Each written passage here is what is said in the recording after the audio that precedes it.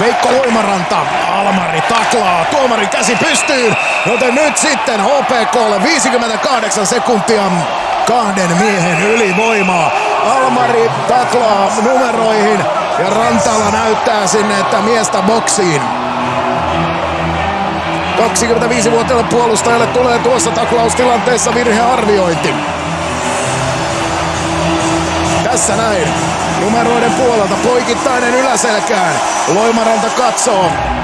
Ja tuomarista vielä tuossa kokoontuu ja vähän pohtii, että olisiko tuossa aineesta kenties isompaakin kakkuun. Mennään tarkistamaan videota, eli sitä ison rangaistuksen mahdollisuutta. Siellä nyt katsotaan, laita taklaus tuossa jäähysyynä, kun Sakari Suominen menee nyt tarkistamaan. Eli nythän kaikki mahdolliset isot rangaistukset tällä kaudella tarkistetaan videolta ja tuomaristolla on mahdollisuus muuttaa tuota jäähyä, pudottaa sitä alaspäin, laittaa se kokonaan pois taululta, mitä sieltä sitten videolta löytyykin, mutta kaikki mahdolliset isot rangaistukset tällä kaudella tarkistetaan videolta. Eli tässä on se mahdollisuus, että Almarin ottelu loppuisi tähän. Tässä vielä tilanne. Numeroihin poikittainen mailla siitä laitaan ja jäähy on ihan selviö. Missään nimessä tuo videotarkistus ei tuota jäähyä tule poistamaan. Mutta mikä on lopullinen minuuttimäärä? Sakari Suominen, Aleksi Rantala pyörittelevät nyt tätä päätöstä.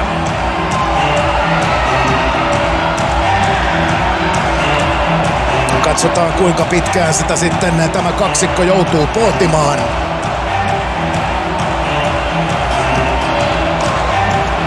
Joka tapauksessa HPK:lle on tästä avautumassa kahden miehen ylivoima. 58 sekuntia on vielä Sebastian Revolla kakkua istuttavana. Ja nyt odotetaan minkälaiset minuutit Niklas Almarille sieltä tulee.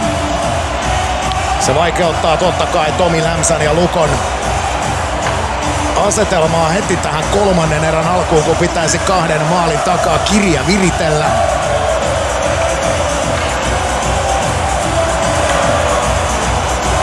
Maso Lehtonen hyvin rauhallisesti katselee tuolta penkin takaa nyt tilannetta. Tässä vielä kertaalleen asia, mitä tuolla videolta tarkistellaan, eli Almarin taklaus Veikko Loimarantaan.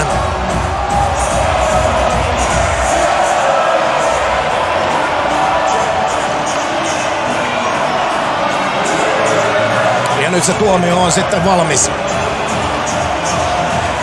Katsotaan mikä on tuomari kaksikon näyttö. Ulos. Niklas Almari lähtee isoista ovista ulos, joten puolustajan lauantai-ilta viimeinen ottelu ennen maaottelutaukoa päättyy tähän. Ja Lukko joutuu selviytymään tästä eteenpäin 6 puolustajalla.